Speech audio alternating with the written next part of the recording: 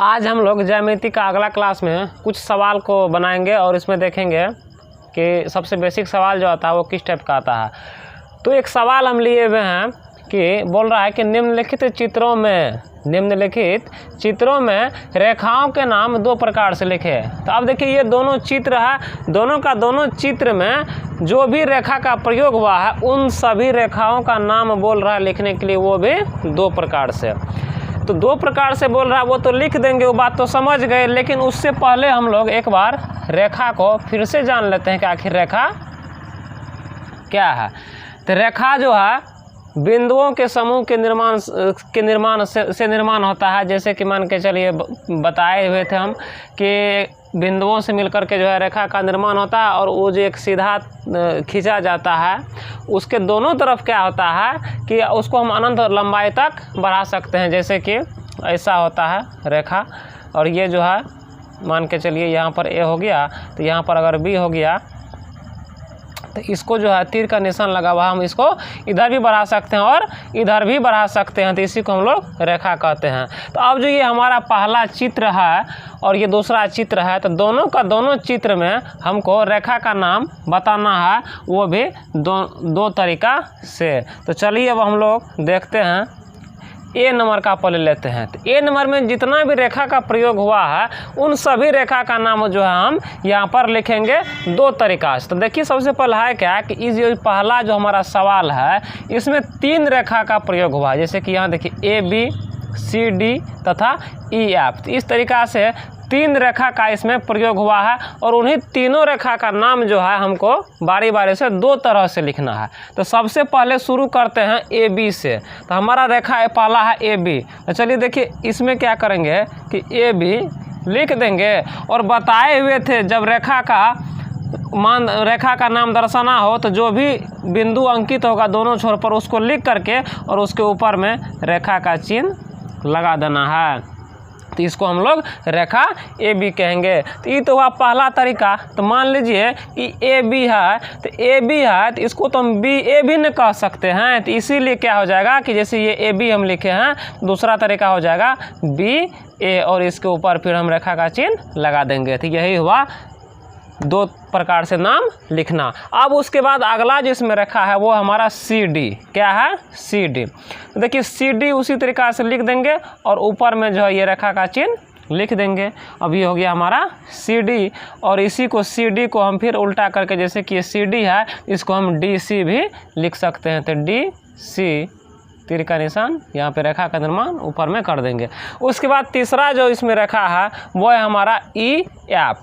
तो ई और एफ तो उसी तरीक़ा से चलिए देखिए ई एफ और ऊपर में रेखा का चिन्ह लगा देंगे और इसी को ई एफ लिखे इसको उल्टा करके भी फिर पढ़ेंगे कि एफ ई। तो एफ ही फिर से बगल में लिख देंगे और रेखा का चिन्ह ऊपर में दे देंगे। तो ये तो हो गया पहला नंबर का। अब इसमें है दूसरा नंबर बी नंबर का कि बी नंबर में इन सभी रेखाओं का नाम लिखना है, वो भी दो तरीका से। तो क्रम वाइज लेना है, इसमें कोई रेखा इसमें से छोटे नहीं। तो चलिए देखते हैं कि सबसे पहला इसमें है कि ए बी। तो ए बी से ही हम शुरू करते हैं ताकि हमारा रेखा का नाम छूटे नहीं। तो ए बी हम लिख दिए। अब उस पर तो हमको चिन्ह तो देना पड़ेगा ए बी, और इसको फिर से हम उल्टा करके बी ए लिख सकते हैं। तो ये हो गया हमारा ए बी। अब ए बी के बाद देखिए यहाँ पर सी डी है। क्या है? C D. तो सी डी हम लिख करके फिर से उसी तरीक़ा से और इस पर रेखा का चिन्ह दे देंगे और सी डी को फिर उल्टा करके हम डी सी भी लिख सकते हैं। तो अब ये ए बी और सी डी खत्म हो गया। अब देखते हैं कि ये जो धरती के लंबवत समांतर रेखा है उसको देखते हैं। तो उसके बाद इसमें दो है, जैसे कि यहाँ पर ई एफ है और जी एच है। तो ई से ले करके और एफ तक इसको पहले लिखेंगे ई एफ और रेखा का चिन्ह ऊपर में कोमा एफ ई रेखा का चिन्ह ऊपर में। तो ई एफ या एफ लिख करके या फिर यहाँ पर जी एच या एच जी लिख देंगे, जी एच या एच जी लिख देंगे। अब एक और बच गया है, कोना कोनी यहाँ पर बचा हुआ है कि आई और जे, के और एल। इसको भी लिख देंगे आई से जे तक। तो आई जे रेखा का चिन्ह ऊपर में दे करके या इसको जे आई भी लिख देंगे। साथ ही साथ के एल या एल के, इसको भी हम लिख देंगे और ऊपर में जो है ये रेखा का चिन्ह दे देंगे। तो इस तरीका से किसी भी रेखा का नाम हम लिख सकते हैं, और रेखा का नाम जब भी हम लिखेंगे तो उसका जो पॉइंट से दर्शाया जाएगा ABCD या जिससे भी रहेगा, तो वो लिख करके ऊपर में जो है ये हम रेखा का चिन्ह दे देंगे। साथ ही साथ इसके बाद जैसे कि मान के चलिए कि यहाँ पर हम अभी दर्शाए हुए हैं ऊपर में रेखा का चिन्ह, रेखा AB पढ़ते हैं, तो थोड़ा सा इसमें हम ये देख लेते हैं कि जैसे ये रेखा का चिन्ह होता है तो इसी में क्या होता है कभी कभी कि एक रेखाखंड भी होता है और उसके बाद एक किरण भी होता है। आइए तो रेखा तो है ही, तो ये नाम नहीं दिल रहेगा और चिन्ह के साथ ही अगर लिखल रहेगा तो चिन्ह के साथ भी हम बता सकते हैं कि कौन रेखाखंड के बारे में बोल रहा है, कौन किरण है, कौन रेखा है। तो रेखाखंड जैसे कि मान के चलिए कोई रेखाखंड है AB, तो AB तो रेखाखंड किसे कहते हैं कि जिसके दोनों तरफ का लंबाई सीमित, तो उसको आगे हम नहीं बढ़ा सकते हैं। तो इसमें क्या होगा कि AB पर ये सिर्फ और सिर्फ एक लकीर की तरह रहेगा और इसी को हम लोग कहते हैं रेखाखंड। इसको हम पढ़ेंगे रेखाखंड AB, क्योंकि ये दोनों तरफ जो इसको हम नहीं बढ़ा सकते। ऐसा साइन जब भी दिखेगा तो इसको हम पढ़ेंगे रेखाखंड AB। उसके बाद है किरण, तो किरण मान के चलिए कोई किरण होगा AB, तो किरण जो AB होगा तो किरण का परिभाषा पढ़े थे कि उसका किरण जो होगा उसका एक छोर जो है निश्चित होगा और दूसरा छोर को हम आगे बढ़ा सकते हैं, अर्थात AB लिख करके और एक बिंदु एक साइड निश्चित, दूसरे तरफ तीर का निशान लगा देंगे, मतलब एक तरफ इसको बढ़ा सकते हैं। तो ऐसा साइन अब जब भी रहेगा तो समझ जाना हमको कि किरण AB है ये। और उसके बाद तो ये रेखा तो है ही, मान के चलिए कोई रेखा AB है तो उस पर दोनों तरफ से तीर का निशान लगा देंगे। तो इस तरीका से क्या है कि रेखाखंड तथा किरण का नाम दर्शाने के लिए हम लिख सकते हैं। जैसे ही रहेगा ये AB इस तरीका से रहेगा या इस तरीका से रहेगा, तो अगर सिंगल रहेगा कोई तीर का निशान नहीं है तो वो हो जाएगा रेखाखंड, एक तरफ तीर का निशान है तो वो हो जाएगा किरण, और दोनों तरफ तीर का निशान है तो वो हो जाएगा रेखा। अब इसके बाद हम लोग थोड़ा अगला सवाल देखते हैं। अगला सवाल देखते हैं हम लोग कि आखिर अगला सवाल क्या है। तो अगला सवाल है कि दो बिंदुओं से एक रेखा का निर्माण होता है। ये सवाल बोल रहा है कि दो बिंदुओं से एक रेखा का निर्माण होता है, सही बात है। तो क्या दो रेखाओं से एक बिंदु का निर्माण होता है? इसमें बोल रहा है कि 2 नंबर का जो सवाल है, 2 का जो सवाल है इसमें बोल रहा है हमको तो ये बात पता है कि कोई भी जैसे कि ये रेखा है तो इसमें 2 बिंदु होता ही है, ये 2 बिंदु तो होता ही है, लेकिन क्या 2 रेखाओं से एक बिंदु का निर्माण होगा? तो देखिए क्या है कि 2 रेखाओं से बिंदु का निर्माण होगा भी और नहीं भी होगा। तो कब होगा कब नहीं होगा तो वो चीज़ अब देखते हैं। तो जब 2 रेखाएं मान के चलिए इसको L1 मान लिए और इसको L2 मान लिए, तो जब ये दोनों रेखाएं आपस में समांतर हो तो किसी भी बिंदु का निर्माण ये नहीं करेगा, क्योंकि ये दोनों रेखा आपस में जब मिलवे नहीं करेगा तो मिलेगा नहीं तो बिंदु का निर्माण होबे नहीं करेगा। अर्थात तो जब 2 रेखा आपस में समांतर हो तो उस स्थिति में बिंदु का निर्माण नहीं होगा। लेकिन यही दोनों रेखा L1 और L2 जब प्रतिच्छेदी के रूप में हो L1 और L2, जैसे कि प्रतिच्छेद किया है P पर, तब यहाँ पर हम कह सकते हैं कि 2 रेखा एक बिंदु का निर्माण कर सकता है। अर्थात इसका मतलब ये हुआ कि यदि 2 रेखाएं समांतर हो तो बिंदु का निर्माण नहीं करेगा, लेकिन दोनों रेखा यदि प्रतिच्छेदी हो तो एक बिंदु का निर्माण करेगा। तो इसका आंसर होगा कि बिंदु का निर्माण करेगा भी और नहीं भी करेगा। अगला सवाल देखते हैं 3 नंबर का। एक नियत बिंदु से कितनी किरणें गुजर सकती है? एक नियत बिंदु से कितनी किरणें गुजर सकती है? एक नियत बिंदु, तो नियत बिंदु का मतलब होता है अस्थिर बिंदु। अब मान के चलिए ए एक बिंदु हो गया, यहाँ पर दे दिए हैं, यहाँ से बोला जा रहा है कि कितनी किरणें खींची जा सकती है, कितनी किरणें गुजारी जा सकती है। तो इसका आंसर हो जाएगा अनंत। जैसे कि मान के चलिए किरण ही ना गुजारनी है तो एक किरण इधर जाएगा, इधर भी दे सकते हैं, फिर इधर दे सकते हैं, इधर दे सकते हैं, इधर दे सकते हैं, अर्थात इसकी संख्या अनगिनत हो जाएगी। क्या हो जाएगी? अनगिनत। इसीलिए इसका आंसर हो जाएगा अनंत या अनगिनत। तो हम कह सकते हैं कि एक नियत बिंदु से अनेक किरणें गुजारी जा सकती है। अब अगला सवाल देखते हैं 4 नंबर का कि एक रेखा का मध्य बिंदु नहीं होता है क्यों। बहुत अच्छा क्वेश्चन है ये कि एक रेखा का मध्य बिंदु नहीं होता है क्यों। तो 4 नंबर का देखिए बनाने वाला है नहीं, ये समझने का चीज़ है। जैसे कि मान के चलिए एक रेखा हम ऐसे लेते हैं कि रेखा एक लिए A B, Rekha A B. तो किसी भी चीज़ का बीच वाला भाग का पता हमको तब चलेगा ना जब उसका पूरा पूरा लंबाई स्थिर हो या पूरा पूरा लंबाई पता हो, तब उसका हम बीच वाला बिंदु निकाल सकते हैं। लेकिन रेखा के बारे में हम लोग जानते हैं कि इसके दोनों छोर को जो है हम अनलिमिटेड बढ़ा सकते हैं। तो मान के चलिए जब अनलिमिटेड बढ़ा सकते हैं, ये स्थिर नहीं है तो इसका बीच वाला पॉइंट तो पता होगा नहीं। तो इसीलिए इसका जो आंसर हो जाएगा कि एक रेखा का मध्य बिंदु नहीं होता है क्यों। इसका आंसर यही होगा क्योंकि रेखा का जो ये दोनों शीर्ष होता है वो अस्थिर नहीं होता है, उसको हम आगे भी बढ़ा सकते हैं। इसीलिए इसका मेन रूप से हमारा लंबाई पता नहीं रहता है। जब मेन रूप से लंबाई पता नहीं रहेगा तो उसका मध्य बिंदु हम नहीं निकाल सकते हैं। इसीलिए इसका जो है मध्य बिंदु नहीं होता है। अगला सवाल लेते हैं कि एक बिंदु से कितनी रेखा खींची जा सकती है। एक बिंदु से कितनी रेखा खींची जा सकती है। तो 5 नंबर का सवाल देखिए, 5 का जो सवाल है कि एक बिंदु है, कोई बिंदु ए ले लिए।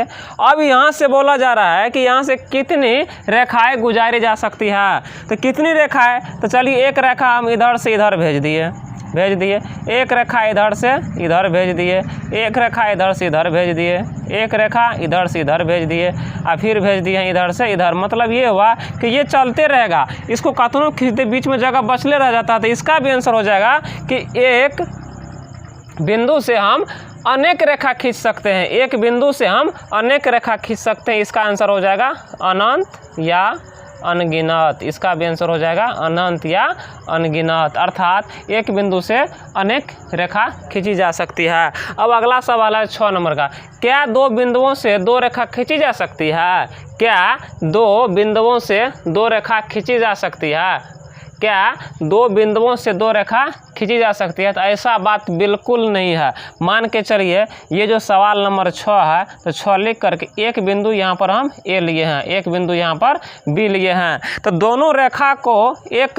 दोनों बिंदु को यदि हम एक रेखा पर दें तो ऐसा करके ये रेखा गुजरेगा। इसके बाद ऐसा कोई कंडीशन नहीं होगा कि अगर हम रेखा खींचेंगे तो दोनों बिंदु को टकराते हुए जाएगा। अगर फिर से इस पर हम खींचना चाहेंगे तो ये जो है इसी होके चला जाएगा। तो अर्थात इसका मतलब ये हुआ कि 2 बिंदुओं से सिर्फ और सिर्फ एक रेखा खींची जा सकती है, 2 नहीं। एक रेखा खींची जा सकती है, 2 नहीं। तो ये क्या 2 बिंदुओं से 2 रेखा खींची जा सकती है। तो बिल्कुल नहीं, बिल्कुल नहीं, क्योंकि 2 बिंदुओं से सिर्फ और सिर्फ एक रेखा खींची जा सकती है।